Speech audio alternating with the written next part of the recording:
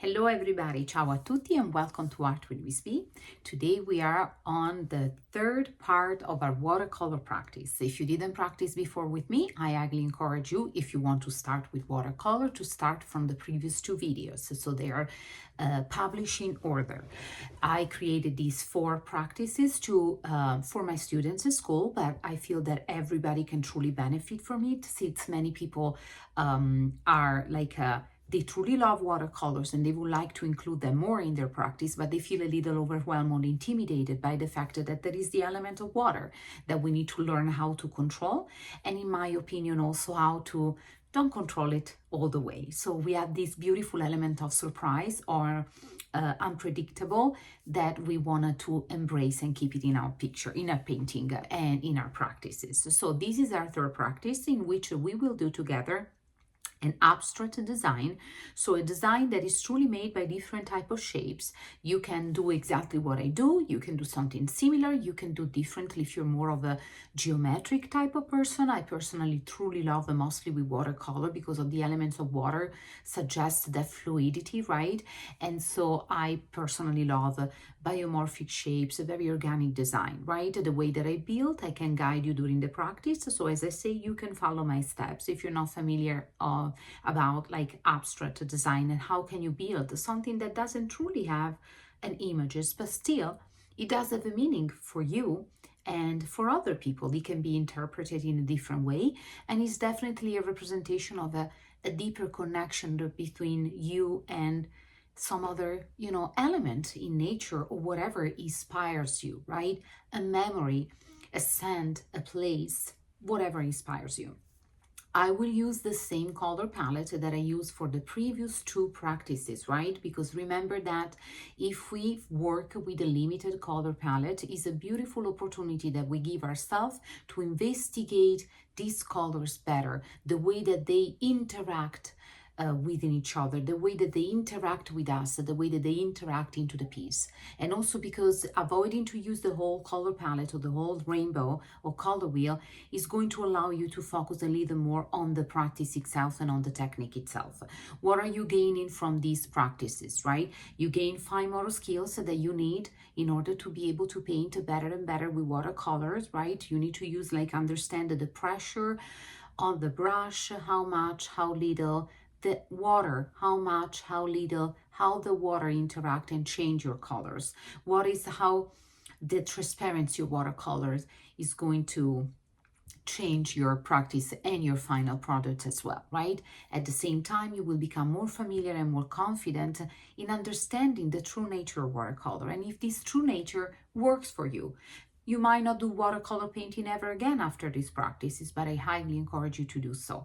And we don't have to forget that also these practices are very relaxing, and it's such a busy life and a society that is the opposite of relaxing. I feel that when you set a time and space for yourself to settle, refocus, breathe intentionally and deeply, there is always a benefit that will come to you. And believe me when I say that truly daily art practices, weekly art practices, and the fact that because when I teach is different, right? As a teacher, I have lesson plans, it's different type of experience. But when I sit down here with you is when I truly gain all the benefit and I can feel like the peace in my heart and in my mind and in my soul. So I hope that this video and this practice are doing the same for you.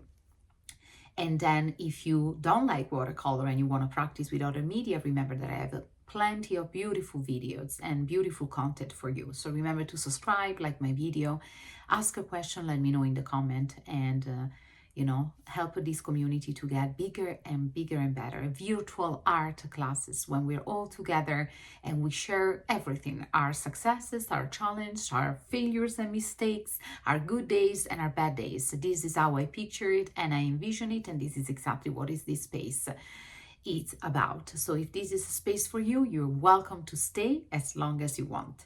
For this practice, you need watercolor paper, masking tape to secure the paper on the table and also to create a nice beautiful frame around the images, water, a cup of course, small round brushes, but you do you can practice with what you have and you need to be flexible, right?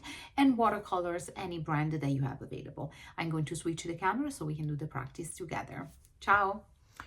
Okay, friends, this is my watercolor paper, portrait directions, and I already set the masking tape, leaving a nice frame around, and also allowed the paper to stay put and, avoid any venting. Now we're gonna use the same color palette that I used for the first and the second practice, and we are going to fill this space with an abstract design. So this is also a very good exercise for approaching abstract art, because sometimes we don't know what to do, right? And say, how can I start an abstract design? I usually start with a shape. It doesn't have to be in the center. You can put it in the space that you want, and that is gonna be the center of my design, like, the soul of the design. I love circle, so you can use a shape that you love. You can use like a biomorphic shape. So bigger, smaller, it's up to you. What it is important, as I say, that we're using the same palette that we use for the first and the second painting with the watercolor. And then you can start to move around and build. It's a good exercise also to learn how to create shapes and leave a little gaps between those shapes, and kind of, follow your instinct. You can follow what I'm doing. You can do you. As I say, that is depend, like, what is your experience with watercolors. Sometimes I would dip the brush like I did right now just into the water without taking again like any more color, and I just gonna gently let the water do its work. So it's when we lose that control, right? We lose it and we see what happened. If we spread the color, then we can add some more watercolors. So you see, you want this beautiful, like a blending, and you trust the process and you trust the water, okay? Even if you think that is too wet, do not tap it with paper, just let it absorb and it will turn just fine. So you need to truly trust the process. Now we're gonna start to mismatch some other of the colors that I use for my previous practice. And as I say, you can start now to give your design a personality, right? For sure, I feel that the nature always inspires me. So look inside you and see what inspires you. What are these shapes inspired by? Something in specific, nothing at all. You're just like trusting, you're just focusing on the painting. As I say, these scaffolding practices are fantastic because they will make you gain confidence in using the brush and deciding what type of brush strokes you want to and you need to use, and at the same time to understand the element of water in the watercolor painting process. So how much or how little, and what happened when and what happened if. So it's an opportunity. This is what I see. I see opportunity. Take a moment. Sometimes you have to take a moment, like me in this moment, and say, where do I want to add my shapes and what?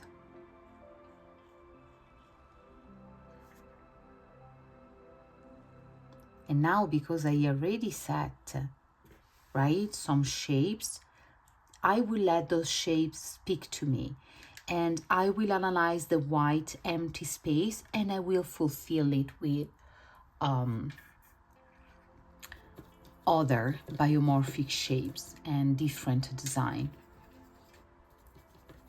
Now I'm gonna start to mix these two colors that will give me sort of a greenish, gray green, which I love. And I am going to keep doing me.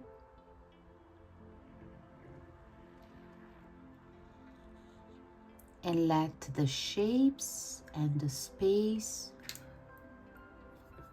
inspires me. And at the end, we're gonna have two surprises. We're gonna see how this color palette that we're working on interact with the piece that we are creating, and what type of personality we'll give to the piece, and at the same time, what is this abstract design will look like, right? I'm getting inspired by leaves, by water, by the land, and this is what is coming out.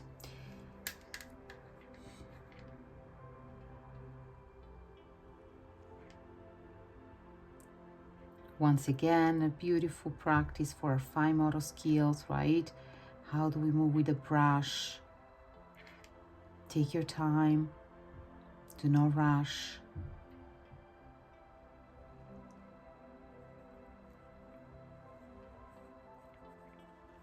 And if by accident some of the shapes will bleed into one another, it is totally okay. Remember that these are scaffolding practices, right? We're not here painting the Mona Lisa, also because someone before us already did it, so I don't see much meaning in doing it again. But that's my, personal approach to art, but also because you are learning, we are giving ourselves this opportunity to learn and see how our mistakes, right, and accident might happen on the paper, and and embrace them, and embrace them, embrace them, embrace them.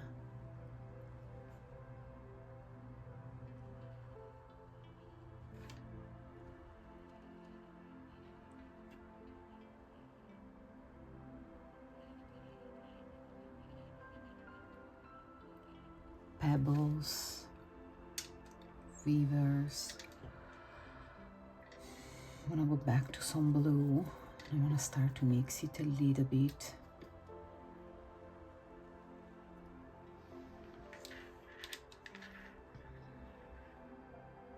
And I take a moment to think.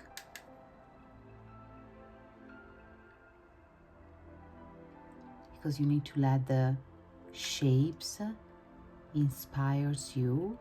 You need to let them talk to you. So if you rush into your process, how can they talk to you, right? This is what I always say to my students. These kids nowadays, and it's not their fault, it's just whatever they are exposed, right? And these technologies that give us all, a lot, because look at us. So we're now connected and we're doing this beautiful practice together thanks to technology. However, right, the dark side of it, it's a lot. And our kids, our young generation, are definitely the victim also, right? So I feel that there is a true struggle in them to take time to release the stress, enjoy the process, be one thing with the process itself. So I'm so grateful that I teach art. I decided to teach art and nothing else, because it gives me the opportunity to reach them as I'm reaching you in a different way, deeper, very profound. And we keep building and building, keep having fun, play with the palette, mix and match the blue with this gold, with the brown. This at least was my palette. Keep next to you the practice that you did before with me, the first and the second. So you're gonna have a beautiful, like a reference for your color palette.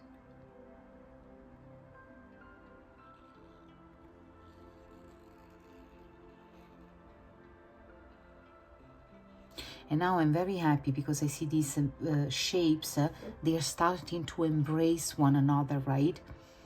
And it's an opportunity also for whoever is not very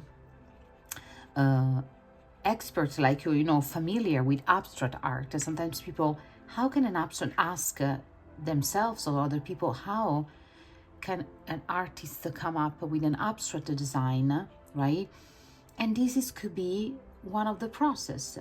Of course, there are so many, because art is so very personal, deeply personal. So each artist follow a different inspiration and process. For me, it's just starting from a shape that inspires me and then start to build around the shape, reference, of course, to the element, the water, right? The dirt, the dust, some plants, some, it's like whatever inspires you.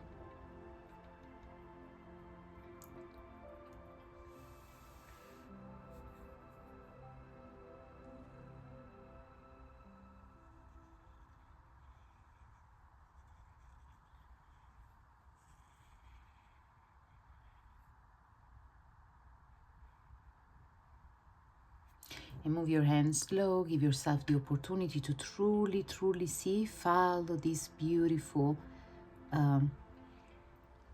blending of the colors, the paper absorbing them, adding more water, and let it interact with the surface and with the colors and with the shape itself, right?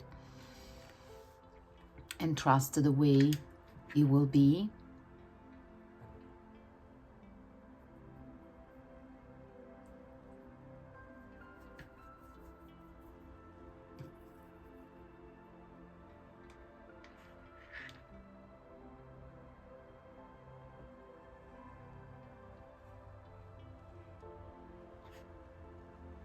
And it might make sense at one point, and you might will see and recognize something into this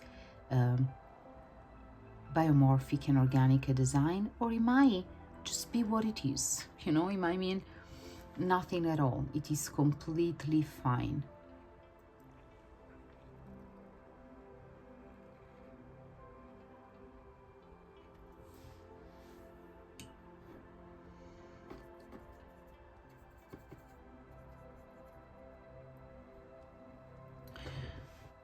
Now we are going to create an echo of this. I'm going to create an echo of that shape over here.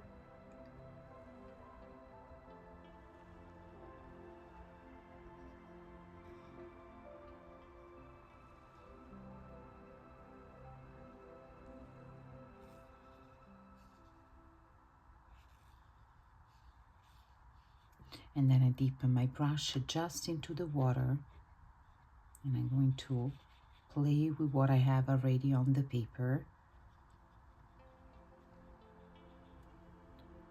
Tap it with the color again.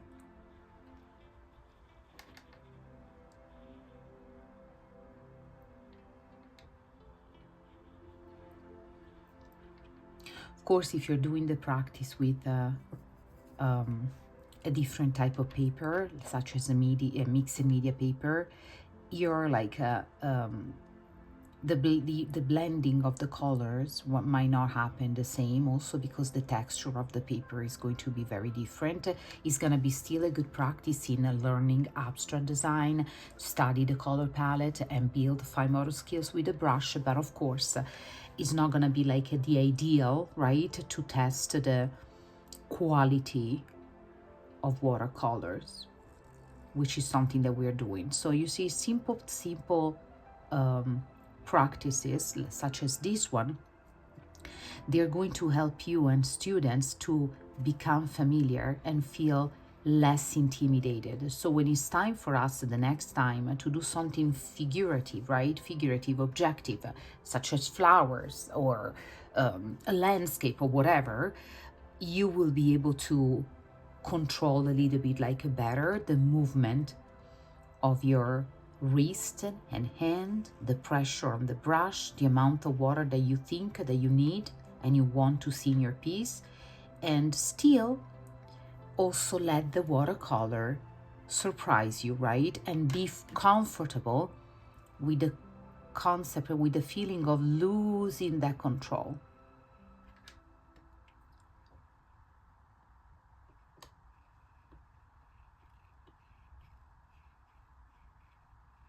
But the quality of the watercolor is fantastic, because with just one brush stroke you can go from a tone to a tint, just because of the how much the water dilute the color. So it's truly enjoyable. Now I want a little bit more gold, so I will go back to my golden palette first, and then definitely some blue to close this practice as well.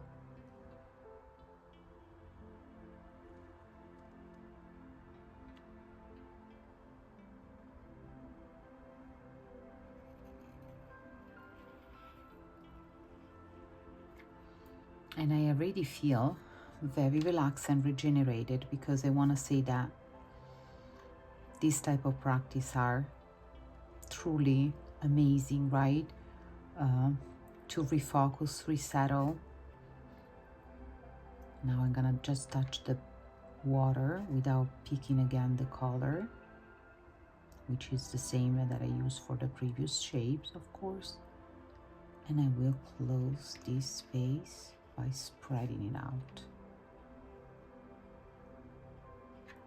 A little bit of water, and see the way it will dry. Back to our blue, but we didn't use a bright blue, very like a muted tone of blue. This is, you know, came up like a blue-gray.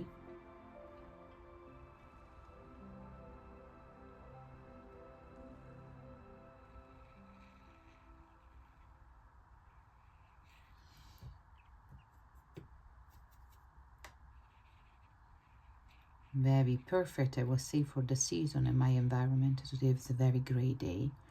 And thanks to the art, I want to say, and to the study of color palette, I overcame the seasonal depression that sometimes saw me as a victim. Now I know what to do with gray days, how to embrace them, right? And how to appreciate their value. You see what happened here? They accidentally, it was not intentional, but it's okay. I keep it. These two shapes were meant to touch each other and bleed into each other, and it's perfectly fine.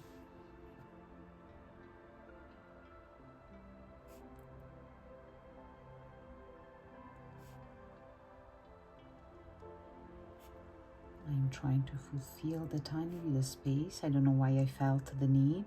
As I say, you can kind of do what I do, but you can also do something different, right? So your design might look completely different, and it is okay.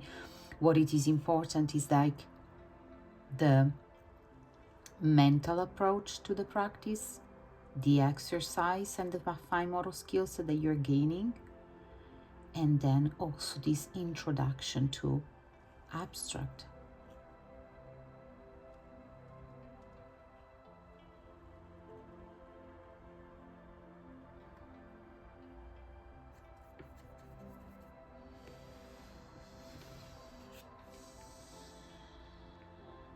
Let's add a little more like intense blue to echo this one. At least that's my process. So we have water among rocks and grass and I don't know, maybe algae.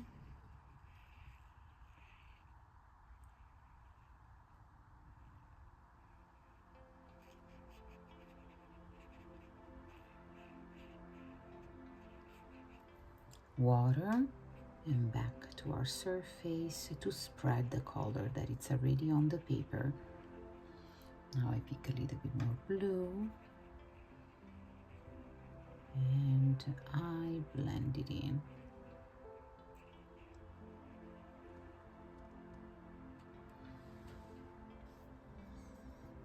Now let's mix this. I'm gonna tap the water, mix it a little bit with the brown because I like that green that comes out, very forest green.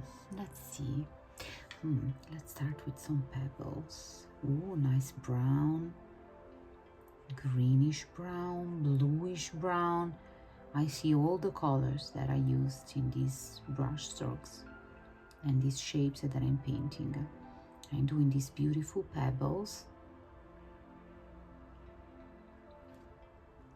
And you see, because I'm not dipping again into the color, now the colors is naturally and spontaneously changing, and that is the beauty, like one of the characteristics that I love the most about watercolor. Because honestly, I cannot predict. I can have an idea, but I cannot truly predict what color is gonna keep giving me. And in that surprise, in that element of surprise, is that it is truly, truly, truly awesome. Let's see, now we are going to use, I need to use the brown because I also have brown, grayish. So we're gonna mix, voila. There is a dip of reddish, I feel that. Okay, and I'm going to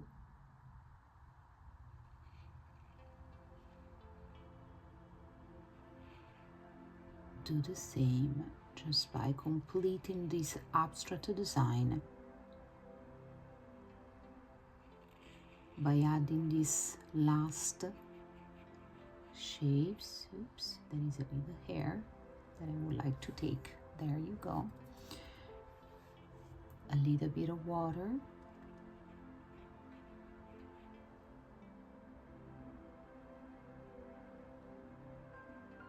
And this is how we close it.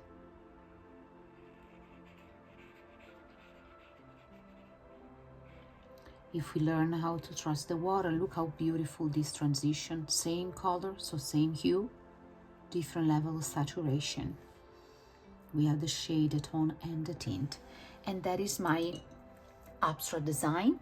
And I hope that after this practice, you understand better how the element of water interact with our watercolors, how they will interact with the paper, and at the same time we review together how you can approach abstract design, and you definitely build more fine motor skill, so you sharpen the skill with the brush and the strokes. Our last final practice with this, it will be an objective, so probably we'll do flowers and plants and leaves, but you can do you, as I say, and let me know in the comment how it goes. And if you have any question, I would be happy to answer. And I see you very soon with the other practice. Ciao.